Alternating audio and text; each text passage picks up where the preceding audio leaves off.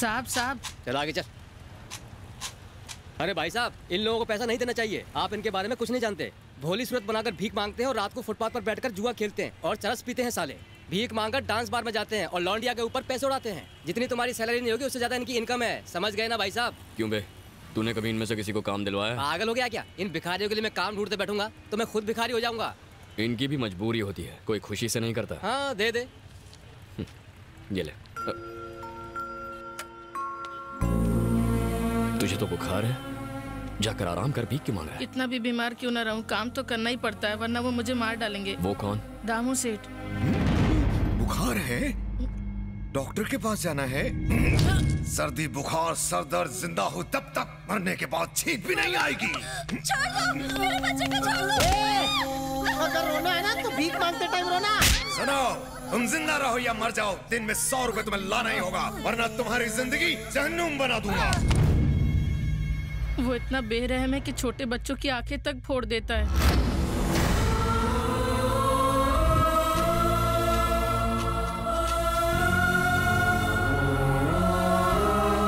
ये बहुत अच्छा डांसर था भैया, बड़ा डांसर बनना चाहता था लेकिन सेठ ने इसका पैर काट दिया। दामू सेठ के आदमी बस स्टॉप, रेलवे स्टेशन, हर जगह पर फैले हुए हैं भैया। जो भी नया बच्चा आता है वो उसे काम का झांसा देकर फंसा लेते हैं। एक बार जो बच्चा उनके चुंगल में फंस जाता है वो वहाँ से जिंदा कभी नहीं निकल पाता। तुम पुलिस में कंप्लेंट क्यों नहीं करते? 2 बच्चों ने कंप्लेंट करने की कोशिश की थी पर उसने उन दोनों को मार डाला। हम सब उसके डर की वजह से ही मजबूरन भीख मांगते हैं भैया। कहाँ मिलेगा ये दामू?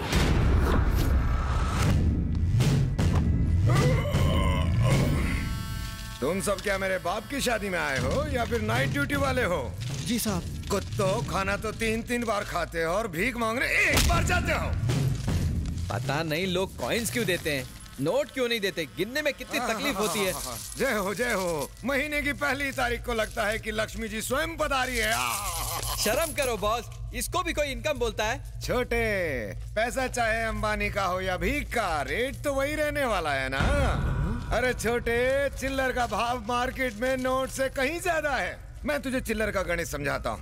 हमारे हजारों भिखारियों की फौज 1, 2 और 5 के सिक्के मिलाकर कितना पैसा लाते हैं? अरे मेरे मुन्ना, रकम इतनी बड़ी है कि जब इन बोरियों में नहीं समाती तो तेरे कैलकुलेटर में कैसे फिट होगी? अगर अंडरवर्ल्ड के लोगों को पता लगे कि इस बिजनेस में इतना मुनाफा है तो वो लोग यही धंधा शुरू कर देंगे। आ गया मेरा बेटा, हीरो लग रहा है एकदम। मैं कैसा लग रहा हूँ भाई?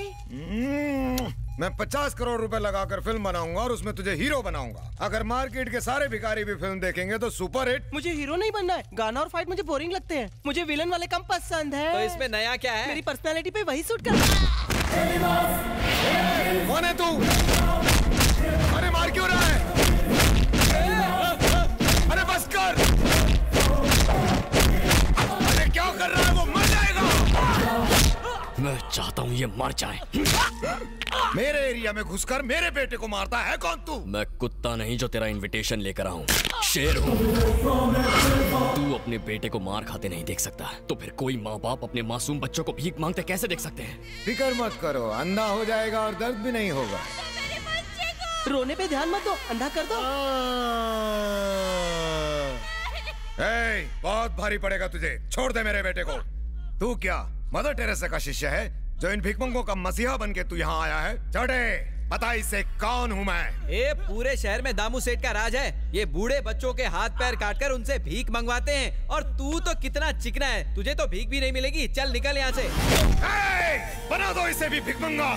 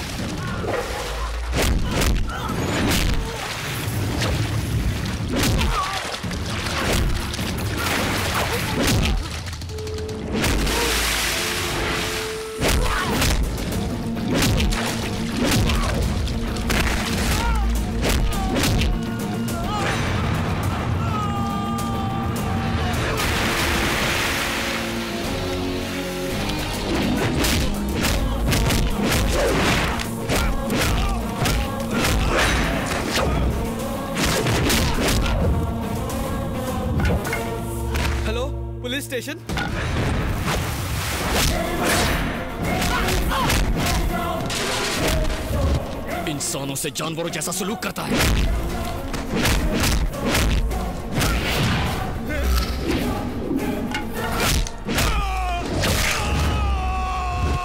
तूने अपने इन्हीं गंदे हाथों से उन मासूम बच्चों की आंखें निकाली थी ना, जिन्हें अपनी माँ की गोद नसीब नहीं हुई। उनके हाथों में तूने कटोरे थमा दिए। बस करो भाई, उनको किए की सजा मिल गई। अब तो भिखारी इन्हें भीख देंगे। मुंह छोड़ दो, नहीं तो भीख भी नहीं मांग पाएंगे। बड़े भाई छोड़ दो ना, कितनी देर से चिल्ला रहे हैं, कान में दर्द होने लगा है।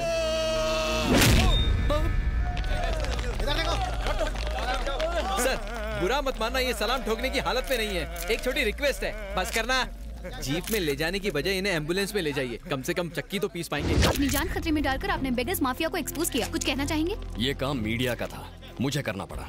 मीडिया का? हाँ, मीडिया का। आपको बस मिनिस्टरों की गाड़ियों के पीछे भागना आता है, पर देश में लाखों बच्चे भीख मांगते हैं, उनका शोषण किया जाता है, अत्याचार होता है, वो नहीं दिखता। टीआरपी रेटिंग बढ़ाने के लिए आप एसएमएस कॉन्टेस्ट चलाते हो। किसी हीरोइन को लड़का होगा या लड़की, फिल्म कितनी हिट है या फ्लॉप है, उसका बिजनेस कितना किया जाएगा, ये देखते हो। पर मासूम बच्चों की क्या हालत हो रही है, ये नजर नहीं आता। मीडिया को पब्लिक के लिए काम करना चाहिए, पब्लिसिटी के लिए नहीं।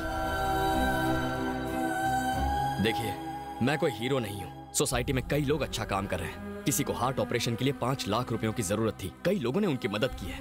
उन लोगों के बारे में जनता को बताइए। देश को गुमराह करने के बजाय सही लोगों के बारे में लिखिए, प्लीज। आप असली हीरो है भैया।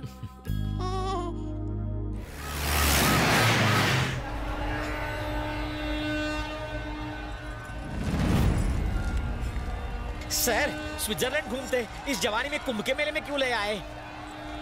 मेरे फ्री ट्रिप के चक्कर में सीबीआई के काफी पैसे घुसे होंगे नहीं? वो बंद रखो, भांजे को phone okay sir.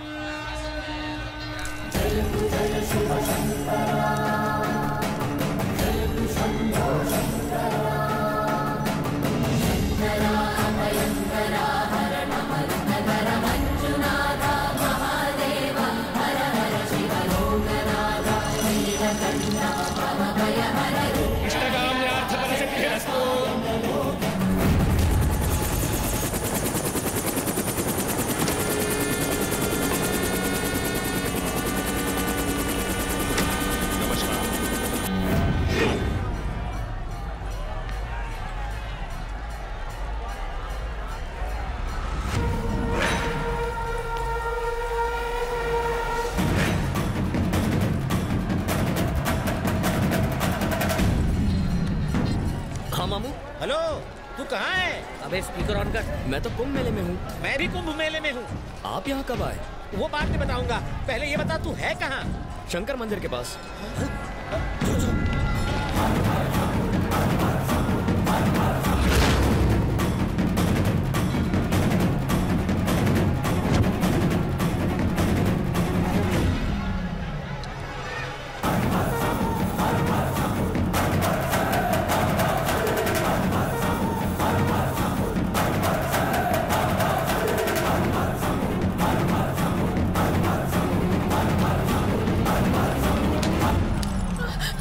Freeze, gun निकालने की हिम्मत भी मत करना। शायद तुमने मेरा नाम नहीं सुना।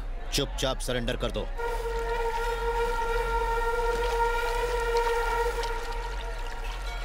सर, मेरा बेटा एक सॉफ्टवेयर इंजीनियर है, आपको कोई गलतफहमी हो रही है। इंटरोगेशन के बाद सब पता चल जाएगा। अरे, उन्होंने तो भाई को पकड़ लिया।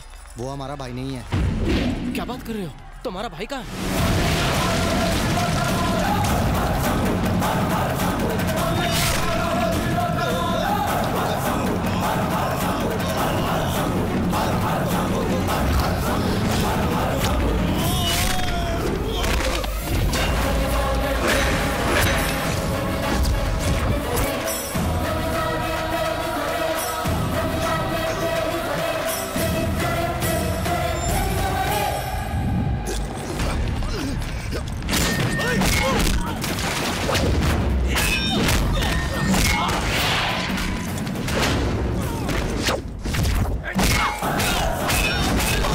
सुन, चल हम गाड़ी स्टार्ट करते हैं, भाई वहीं पे आएंगे।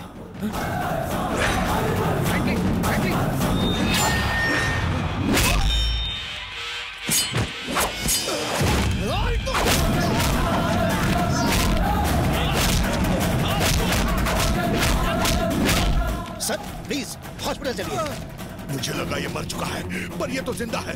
मैं इसे मार डालूंगा। मैं नहीं छोड़ूंगा इसे। सर, एज पर रूल्स कुंभ मेले में किसी को भी गोली चलाने की इजाजत नहीं है। आप छोड़िए, आप मेरी बात मानिए।